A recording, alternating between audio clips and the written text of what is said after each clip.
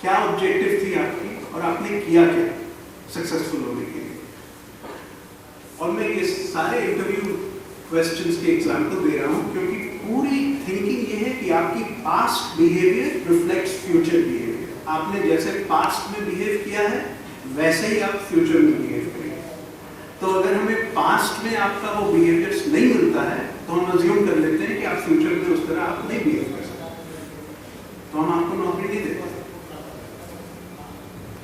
और executes with attention to detail, India की I submit to you सबसे बड़ी प्रॉब्लम है lack of attention to detail, lack of insistence on high quality standards. आप कितनी बार कहते हैं चलता है, कहते हैं आप चलता है, कहते हैं कि नहीं? तो it is the biggest destroyer of quality. अगर आप सब स्टैंडर्ड वर्ड एक्सेप्ट करते हैं, चलता है कहते हैं, तो you dilute quality. आप क्वालिटी स्टैंडर्ड्स कम कर देते हैं। Attention to detail is a real Indian weakness और एक्सेप्टेंस ऑफ चलता है is a terrible character trait. हमारी बिगेस्ट स्ट्रेंथ है जुगाड़, प्रॉब्लम सॉल्विंग, और सबसे बड़ी वीकनेस है चलता है। अगर आप ये सोचें इवन एज कंज्यूमर, अगर आप डिमांड नहीं करेंगे कि मैं आपको परफेक्ट इम्पेकेबल क्वालिटी की प्रोडक्ट दूं, तो मैं क्यों करूंगा? मैं नहीं करूंगा। सबसे बड़ी चीज मैंने जापान में सीखी कि वो लोग इतने डिमांडिंग हैं ऑफ द कंपनीज कि स्लाइटेस्ट क्वालिटी प्रॉब्लम और वो लौटा देते हैं। तो companies have no options but to become better. और मैं ये बहुत बात करता हूँ लोगों से, आप सब ग्राहक हैं यहाँ, you must demand the highest quality of the corporations. आप अगर डिमांड नहीं करेंगे तो हम नहीं देंगे, हम सब स्टैंडर्ड मान देंगे, इंटरनेशनल क्वालिटी नहीं देंगे क्योंकि मेहनत लगती है ना। तो आप डिमांड करो, मेंटेन हाई क्वालिटी स्टैंडर्ड्स, ठीक है। इज टीम प्लेयर, आप कोई भी, आप बहुत लोगों ने बोला टीम कोऑर्डिनेशन एक्सेट्रा, तो ये सबसे बड़ी बात हम ढूंढते हैं क्योंकि कोई भी कंपनी में आप अकेले कोई भी रिजल्ट नहीं अकम्प्लिश कर सकते, impossible, you cannot do anything on your own. वो आप सारे टीम के साथ रिजल्ट्स अकम्प्लिश होते हैं। और एक अगेन इंडियंस की स्टीरियोटाइप है that we are great individuals and terrible team players. We are very bright individually, brilliant technologists, but not necessarily great team players. और इसकी 3 पहलुएं मैंने वहां पर लिखी हैं। पहली क्या होती है? Team success before individual glory. अगर टीम सक्सेसफुल है तो मैं सक्सेसफुल हूं। Individual glory follows team success. Understand that?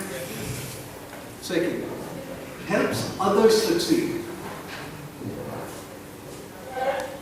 और आप जैसे जैसे कॉर्पोरेशंस में ऊपर बढ़ेंगे तो आपकी सक्सेस तभी आ सकती है जब दूसरे सक्सेसफुल हो। तो मैं जब प्रेसिडेंट हूं और मेरे लिए 15,000 लोग इवेंचुअली काम करते हैं, मैं तो दिन भर एक्चुअली कुछ नहीं करता। जो लोग करते हैं वो हमारे नीचे करते हैं। तो अगर मैं उनको सक्सेसफुल नहीं बना सकूं तो मैं तो सक्सेसफुल हो नहीं सकता। So helps others succeed, develops people to become they can be. इसका मतलब है develops people to become the best they can possibly be. हर लोग चीफ एग्जीक्यूटिव शायद नहीं बन सकते हैं, it doesn't matter. लेकिन हर आदमी या हर औरत की, हर पर्सन की जो भी पोटेंशियल है वो फुलफिल होनी चाहिए, और उसकी responsibility is with the boss, that's not with the individual. So we look for आप टीम में एक साथ कैसे काम करते हैं, आप दूसरों को कैसे सपोर्ट करते हैं, आप दूसरों की गोल्स को कैसे सक्सेसफुल करते हैं, कि लोग बोले कि अरे अगर सो हमारे टीम में नहीं होते तो मेरा ये सक्सेस नहीं. It's a great compliment to you if you help others succeed. और तीसरी बात शायद हमारी एक बहुत बड़ी वीकनेस है, ये मैं कहता हूं अग्री और डिसएग्री बट कमिट. इसका मतलब क्या होता है कि जब टीम में कोई बात हो रही है तो अलग अलग ओपिनियन होते हैं कि क्या करना चाहिए. वो ठीक है, अच्छी बात है, होनी चाहिए, ऐसे डिबेट होना चाहिए. लेकिन एक बार जब डिसीजन हो गया तो आपने उस पॉइंट ऑफ व्यू को अपोज किया था या सपोर्ट किया था, it doesn't matter. That is now the team decision and it is your job to make it successful. तो मैंने देखा है एक हमारी टेंडेंसी होती है कि हम रूम के अंदर डिसएग्री नहीं करते, बस ऐसे ही नॉट करते हैं, कॉरिडोर में बाहर जाके डिसएग्री करते हैं, तो आप कमिट हो ही नहीं सकते. उसके बाद क्या होता है, जब अगर वो प्रोजेक्ट फेल होने लगता है तो लोग कहते हैं मैंने तो पहले कहा कि उसको नहीं करना चाहिए. That is not being a team player. That is not agree or disagree but commit.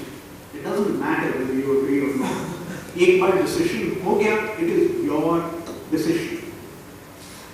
You support and do everything to make that successful, even if you did not agree with it. That is the meaning of being a team player. Am I clear? Yes, sir. Leader का काम होता है. और उसके अलावा sir inspiration, sir inspiration कैसे बने, तो आप मेरी इंस्पायरेशन, अगर आप इंस्पायरेशन बने तो टीम में मिल क्या है ये लीडरशिप के लिए. You are absolutely right. मैं कल दिल्ली में स्टेट बैंक के जितने ब्रांच मैनेजर्स हैं दिल्ली सर्कल के, उनसे मैं कस्टमर सर्विस और लीडरशिप पे बात कर रहा हूँ.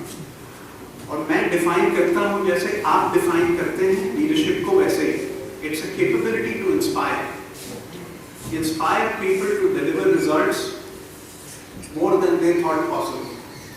जब आपकी टीम सोचे कि ये रिजल्ट पॉसिबल नहीं है और आपने उनको इंस्पायर किया और उन्होंने अपने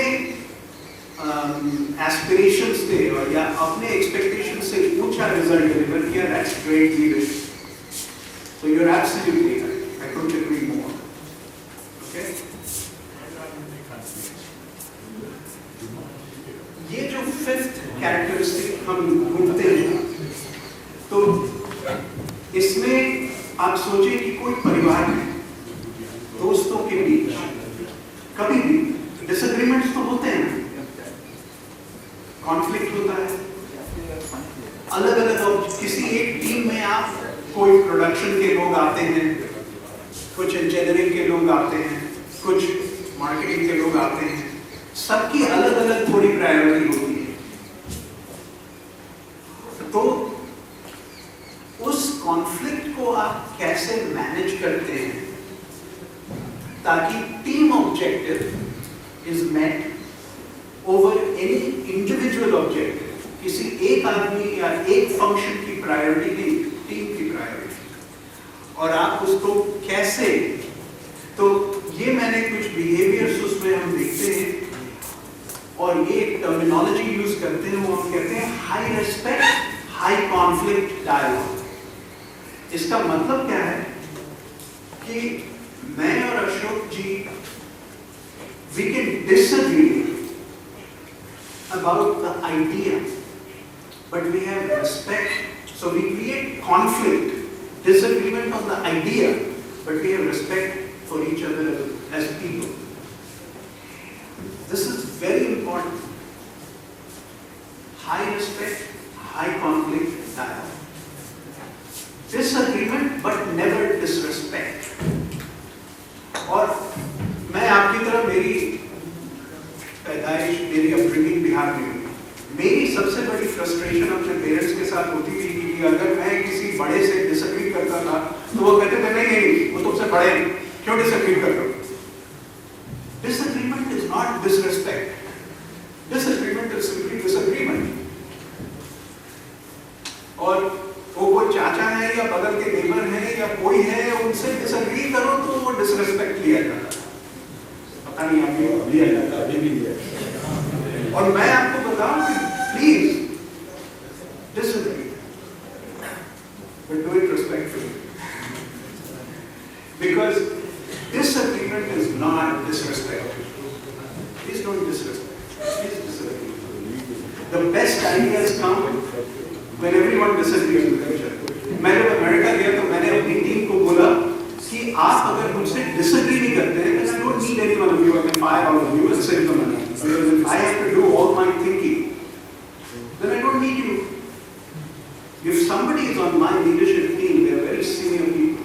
अगर मैं president हूँ तो मेरी leadership team में जितने लोग होंगे वो vice presidents होंगे।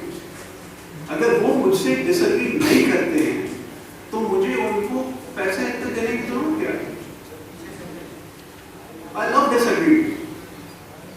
Disagreement is not disrespect, but disagree respectfully. ठीक है? Adaptable without compromising values. The one thing which is inviolate is violate values. Values का मतलब क्या होता है? Always delight the consumer is possibly a value. Never be dishonest with the consumer. Integrity is a value. ठीक है? वो कभी नहीं compromise होनी चाहिए. Everything else should be flexible to meet the team goal. तकलीफ क्या होती है ना कि हम लोग human being हैं. Human beings में बहुत सारी ego होती है. तो नॉर्मली जो झगड़ा होता है एक दूसरे के साथ टीम में कॉन्फ्लिक्ट होता है, इस पे नहीं होता है कि गोल क्या है और वैल्यूज क्या है। इस पे झगड़ा होता है कि वो गोल हम कैसे रीच करें और किसका आइडिया है।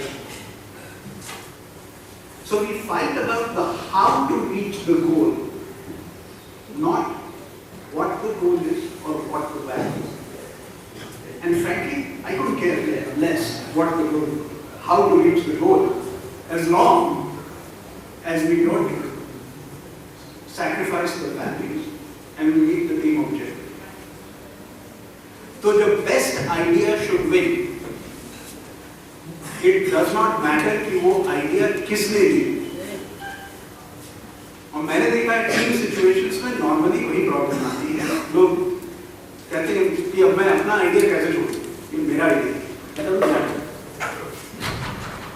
We all win if the team wins. और इसलिए हम कहते हैं think win-win, don't think win-lose.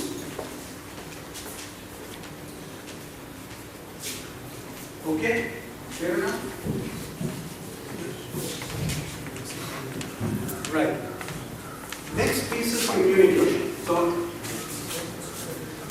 आप किसी भी कोई भी काम करें, it doesn't matter. ये तो मैं global organizations की बात कर रहा हूँ, किसी भी काम में communication is very important. And communication does not mean ability to speak great English. मैं 7 कंट्री में मैंने काम किया है. Trust me, the Japanese and the Thais and the Chinese speak much worse English than you. It doesn't matter. You have to have certain competency ताकि आप लोग आपको समझ सकें. इतना तो चाहिए, but उससे ज़्यादा नहीं चाहिए. Communication is first and foremost about being authentic. Authentic का मतलब समझते हैं आप?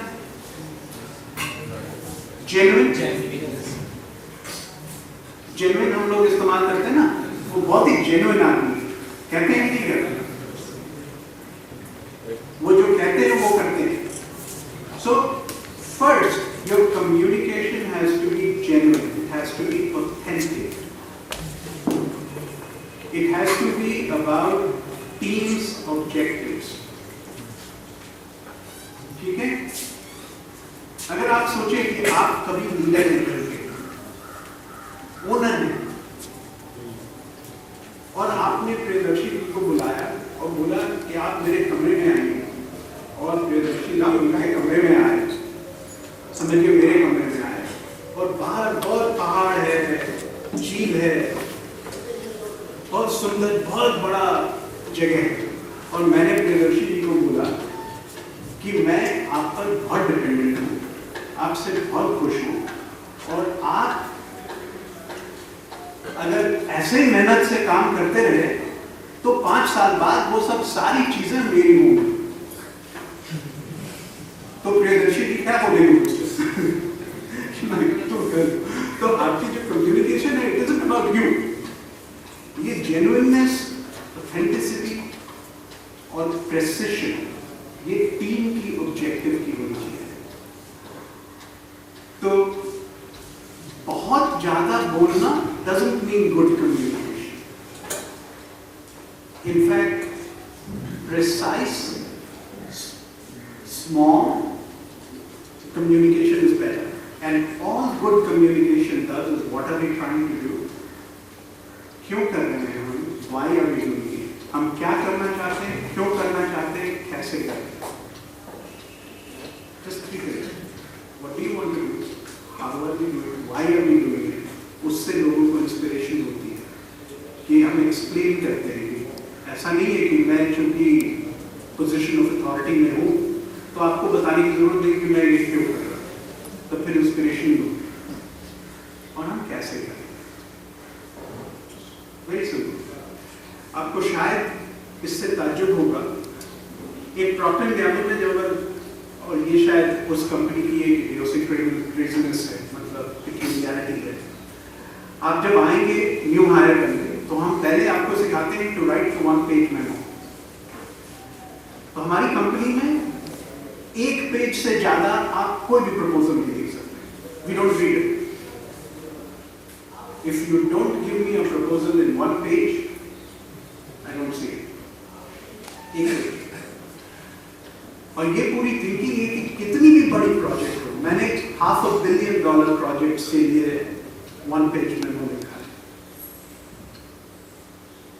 Because shorter is more precise. उससे आपकी थिंकिंग पता चलती है या आपकी क्लैरिटी ऑफ थिंकिंग क्या है उसको। सो genuine, precise, focused and simple. ये मैं बोलता हूँ इसको less is more and fearless. So, you know, fearless का मतलब क्या? Speak the truth. It doesn't matter what it is. Speak the truth. Okay? तो हम अपनी सारी कंपनी से आप बात करें ना, तो एक बार हम कहते हैं कि innovation is our life blood. मतलब जैसे ह्यूमन बॉडी में ब्लड ना हो तो वी डाई, राइट? कंपनीज में इनोवेशन नहीं हो, we die. So we have to innovate. If we don't innovate, we die. So we look for people who are creative and who can innovate. तो उसमें हम समझते हैं पहले, are you dedicated to delight the customer?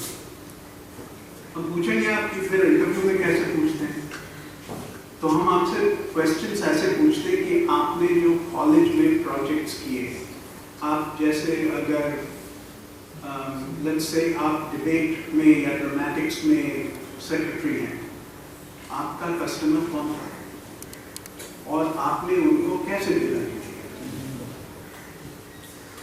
What did you do to delight the customer? ठीक है? और आप जो करते हैं उसी के बारे में पूछते हैं। कोई ट्रिक क्वेश्चन नहीं होता इंटरव्यू में। There is no trick question. Everything is about figuring out कि आपने पहले क्या किया है ताकि आप वही चीज फ्यूचर में कर सकें। ये एक थीम आप मुझसे हमेशा सुनेंगे। कोई ट्रिक क्वेश्चन नहीं होती वहाँ, आपको कोई नहीं खड़ा है कि हम आपको एक ट्रिक क्वेश्चन पूछे आप फेल हो जाए। ये इंटरव्यू की ऑब्जेक्टिव नहीं होता। दूसरी, every tough situation is an opportunity to innovate. तो उसमें हम ये पूछते हैं कि आप कोई प्रोजेक्ट कर रहे थे, उसमें आपको बैरियर आए, मैंने पहले भी बताया, तो आपने कैसे सोल्यूशन, क्या नया सोचा ताकि आपको सोल्यूशन मिले। Somebody who enjoys solving problems.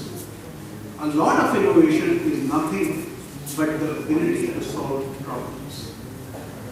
और लास्ट, अगर आप अपने कस्टमर की नीड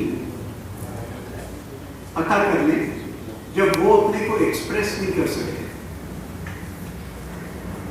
तो हम लोग जैसे कहते हैं अभी आप हमारे कंज्यूमर हैं, तो हमारा कहना है कि आपका काम कंज्यूम करना है, आपका काम ये नहीं बताना है कि आपको क्या खराब लगता है, क्या अच्छा लगता है। वो मेरा काम है पता करना कि आपको क्या नहीं अच्छा लगता है, क्या अच्छा लगता है। आप बताएं या नहीं, अगर मैं समझ सकूँ ये, कभी आप बताते हैं, कभी नहीं बताते। मैं एक बार फिलीपींस में एक औरत के घर गया, मैंने उसको बोला कि आपको अपने कपड़े धोने में क्या प्रॉब्लम होती है। उसने कहा मुझे कोई प्रॉब्लम नहीं। मैंने कहा अच्छा, आप अपने कपड़े दिखाएं, ये सोच के कि उनके कपड़े गंदे होंगे, उसमें दाग धब्बे लगे होंगे। उन्होंने मुझे कपड़े दिखाए, प्रिस्टीन वाइट, मतलब स्पार्कलिंग वाइट, स्टेन फ्री। और एक ये इनोवेशन की चीज होती है क्यूरियोसिटी। क्यूरियोसिटी जानते हैं, जिज्ञासा। ये शायद सबसे बड़ी जरूरत है आप अगर कुछ क्रिएट करना है। तो मैंने, शायद मुझ में थोड़ी सी जिज्ञासा है, तो मैंने उससे पूछा मैं आपको कपड़े धोने देख सकता हूँ, आप कैसे धोती हैं ये, क्योंकि ऐसे सफेद साफ कपड़े मैंने देखे नहीं। मैं उनके घर में अगले 4 घंटे रहा, वो 4 घंटे रोज कपड़े धोती। और मैं जब उससे पूछा आपको कोई प्रॉब्लम है, नहीं कोई प्रॉब्लम नहीं। वो क्या करती थी, एक बार धोती थी, नहीं साफ होते थे तो फिर से धो देती थी कपड़े। फिर हम लोगों को पता लगा कि ये तो ऐसे 1/3 of households in Philippines women were doing this.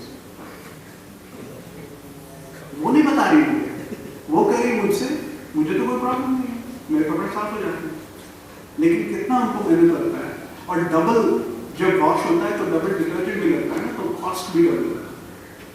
तो इस पे हम लोगों ने इनोवेट करके एक प्रोडक्ट निकाला जिसमें कहा कि अगर हम आपके 2 स्टेप जो आप करती हैं 1 स्टेप में करेंगे, उससे आपके पैसे भी कम खर्च होंगे, मेहनत भी कम खर्च होगी। लेकिन अगर मैं उनसे पूछता रहता तो वो कभी नहीं बताते। ये मतलब है, spots customer needs even when customer can not express. And so when it comes to delighting the customer, may we have any practical demonstration as per your experience? Okay, so I just gave you an example. So it was about the customer need. Yeah, but they all work together, right? I learned in that कि customer को मैं delight कर सकता हूँ अगर वो आधे समय में, आधी मेहनत के साथ, कम पैसे में अगर वही एंड रिजल्ट हो तो आप खुश होंगे। तो that is a delight factor. जब मैं जेट एयरवेज में था तो मैं लोगों को कहता था कि हमें एयरलाइन बनानी है which gives unexpected delight. Unexpected delight का मतलब क्या हुआ, आप एक्सपेक्ट नहीं कर रहे हैं उसे। और मैं कहता था कि इसका एक एग्जाम्पल है, जैसे कोई 70 साल की महिला मुंबई में ऑटो पे बैठ के एक भारी सूटकेस उठा रही हो और उतर के एयरपोर्ट में आ रही हो, अगर मेरा ऑर्डर मतलब कुली उससे ले लेता है, दैट इज अनएक्सपेक्टेड डिलाइट। उसमें कुछ पैसा नहीं है, सिर्फ समझने की बात होती है। अगर कोई महिला अपने बच्चे को लेके और 7 में उसका सामान है और उसको